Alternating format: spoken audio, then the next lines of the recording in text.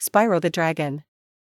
Another video game from my childhood that I have many fond memories of, and perhaps the only game I played where the enemies actually moon you.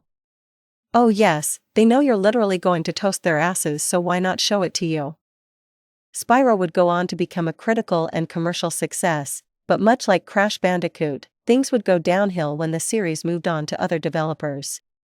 I don't know what the deal is, but it seems whenever platformers venture too far away from their roots, things just doesn't work out too well.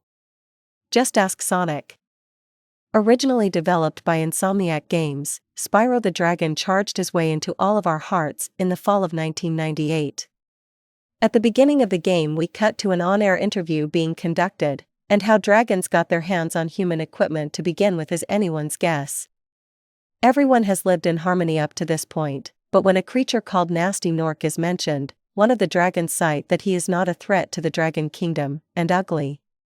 Well, as you can probably imagine by his name alone, Nasty Nork doesn't like this one bit and cast a spell that turns all the dragons into stone, so much for not being a threat, except for Spyro, who manages to evade the spell due to his small stature. Honestly, when I watched it looked like he was just lying there the whole time. This pegs the question, if he's powerful enough to just turn all the full-grown dragons into stone, what's stopping him from invading their worlds? Better yet, why are adult dragons, upon being released, so okay about a baby dragon going after a guy who just kicked their asses without having to leave his lair? It makes no sense, but I digress.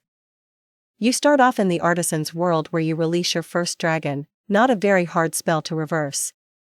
He gives you some starting information and tells you to free dragons first, before going after Nasty Nork.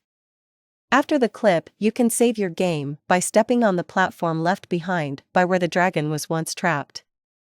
Each dragon you release will offer you tips throughout the game, some of them helpful, some of them not so much, and others will just waste your time. In order to access the next world, you have to release a set number of dragons, gems, and dragon eggs. Instead of levels, you access each stage through portals. Ladder worlds offer a flying stage where Spyro can fly freely through the air and has to get past 4 different sets of obstacles before time runs out. Throughout the game, Spyro has a little golden firefly that follows him around. This firefly acts as a means of protection against enemies, and each hit it takes changes the color of its body. When the firefly is no longer present, that means one more hit will cost you a life. In order to keep the firefly afloat, seek out animals and burn them. Doing so will release a butterfly, don't ask me why, to feed your firefly.